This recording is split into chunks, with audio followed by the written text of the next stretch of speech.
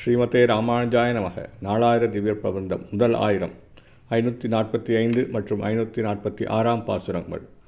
நாச்சியார் திருமொழி. குயிற்பத்து 545 பாசுரம். மண்ணு பெரும்புகழ் மாதவன் மாமணி வண்ணன் மணிமுடி மைந்தன் தன்னை உகந்தது காரணமாக என் சங்கிழக்கும் வழக்குண்டை புன்னை குறுக்கத்தி ஞாழல் செருந்தி புதம்பினில் வாழும் குயிலே பண்ணிய போதுமிருந்து விரைந்தன் பவளவாயன் வரக்கூவாய்.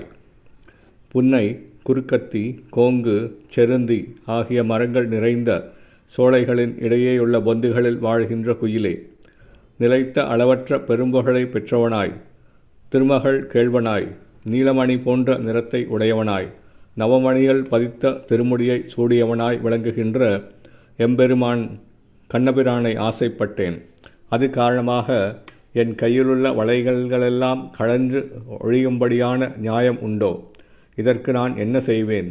பவளம் போன்ற வாயினை உடைய என் தலைவன் என்னிடம் வருமாறு நீ இரவும் பகலும் அவனின் திருப்பெயர்களை கூறிக்கொண்டிருந்து விரைவில் கூவி அழைக்க வேண்டும். 546 பாசுரம்.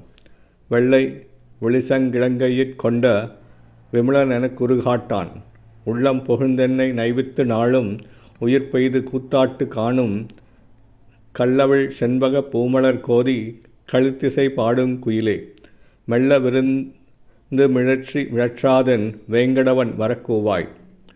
தேன் சொட்டுகிற செண்பக பூவை கோதி அனுபவித்து மகிழ்ந்து அதனால் இசைபாடும் குயிலே, தூய்மையான கைங்கரியங்களை செய்வதில் விருப்பமுடைய அடியவர்களை அழைக்கின்ற வெண்மையான சங்கினை இடது கையில் ஏந்தி கொண்டிருக்கின்ற தூய்மையுடையவனான எம்பெருமான் திருமால் தன் திருவுருவத்தை எனக்கு காட்டாமலேயே இருந்து விடுகிறான்.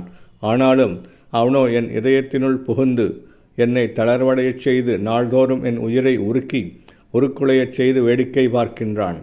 ஆகையால் நீ என்னருகிலேயே இருந்து கொண்டு உன் மழலை சொற்களை கூறி படையோடு கூடுதல் முதலியன களியாட்டங்களை செய்வதன் மூலம் என்னை வருத்தாமல் எனக்காக திருவேங்கடத்தான் இங்கே வருமாறு கூவி அழைக்க வேண்டும். ஸ்ரீமதே ராமானுஜாய நமக. ஸ்ரீ ஆண்டாள் திவ்ய திருவடிகளே சரணம்.